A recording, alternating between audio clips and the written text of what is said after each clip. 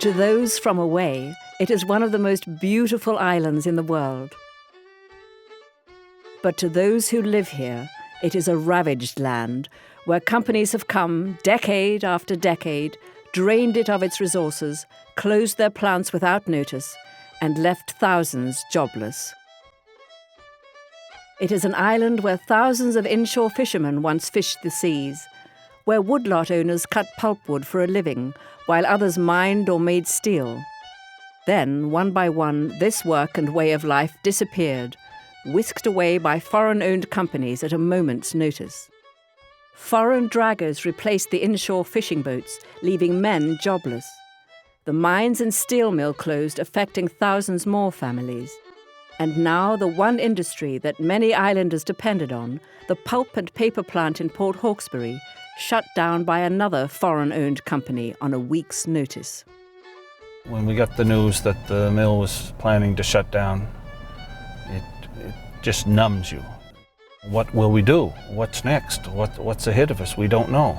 You're emotional, you're sad, you're not sure why or what direction to take. It's like the death of a community. Over 1,000 workers with families to support, thrown out of their jobs.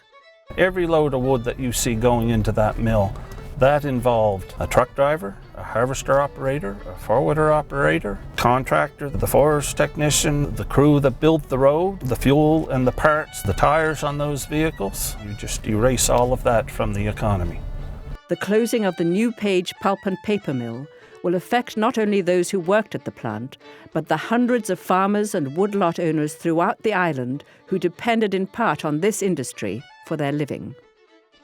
When things were tough, if you lost your job temporarily or whatever, you could always go to the woods. You could always cut a couple of loads of wood and send to the mill. The forest is still there, but the ability to earn a living, to generate income from it, is being taken away from us, and it's of no fault of ours.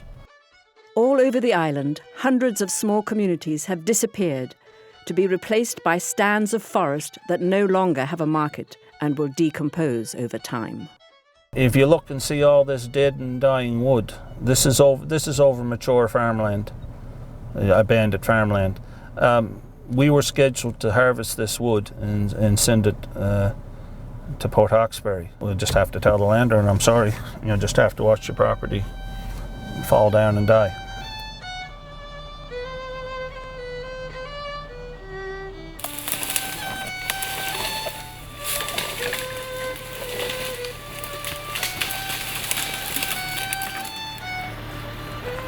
Hope that's the last one.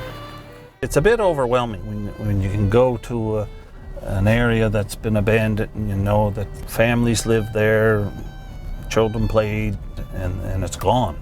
It's as if it didn't exist. The loss of hundreds of jobs over the years has forced people to move out west, mostly to the oil fields of Alberta. People say, well, what's wrong with people moving away? Well, there's nothing wrong with it, if that's what they want to do. It shouldn't be what they have to do.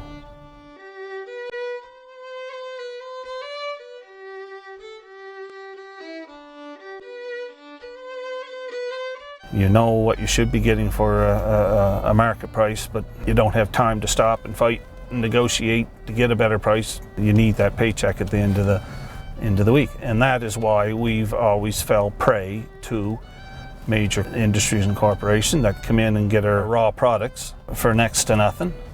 And they promise to pay this huge price and employ a huge amount of people. It's like the call centers. All I've ever wanted to do my whole life is to work and you know, be in control to some degree of my own destiny. It's a very helpless feeling.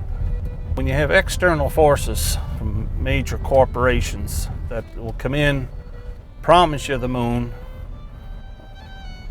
in some cases only to steal it from you, that hurts. It's a story I think should be told.